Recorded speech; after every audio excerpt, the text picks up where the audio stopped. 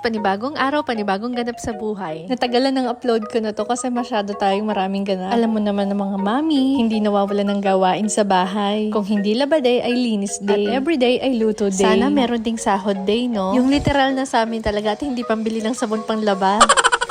Anyway, costume nga pala itong gagamitin ni Sophia para sa Miss GSP. O diba, lumalabas ang pagiging creative ko dito at bilib na talaga ako sa sarili ko. Syempre, ako lang ang pupuri sa sarili ko. Kaya itotodo ko na to.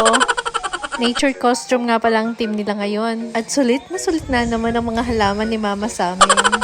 Nag-bonfire nga pala muna sila at may ilan naman nag-intermission bago magsimula ang program. Nakakatuwa nga kasi yung mga bata na yun ay hindi pinilit at kusang umakyat ng stage. Pagkatapos na nagsimula na nga. Grabe, ang gaganda ng mga costume nila. Nakakatuwang pagmasdan kasi talaga nag-effort ang bawat isa. Alam nyo ba, tong kay Sophia, naghanap talaga ako ng pinakamalaking dahon. Para sabi ko, minsan na lang pagdikit. Mindset ba? Mindset.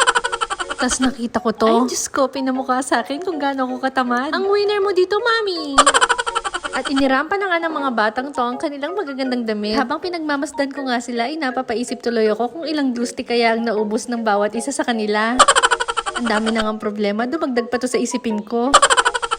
Anyway, fast forward nga ay awarding na. At nasungkit naman ni Sophia ang darling of the crowd. Syempre, bitbit ko ba naman ang mga lolo't lola niya na merong nakabarang megaphone sa lalamunan nila, di ka manalo, di ba?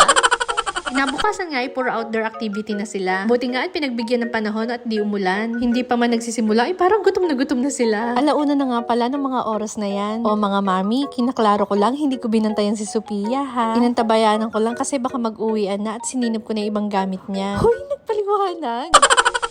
Nakakatuwa yung mga effort ng teacher para sa paghahanda ng mga palaro para sa kanila. Sinigurado talaga nila na mabibinat ang mga buto ng mga batang to at maglulublob talaga sila sa putik. Kaya yung inaakala kong sahod ko ay pambibili ko na naman ng sabong panlaba.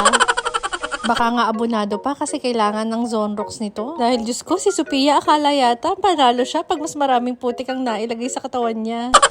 Anyway, at dyan na nga natatapos ang kanilang pagiging Boy Scout at Girl Scout. At syempre, hindi mawawala ang mga rewards. Nag-enjoy na naman ang mga bata. O siya, sige, hanggang dito na lang. See you on my next mini vlog. Follow for more.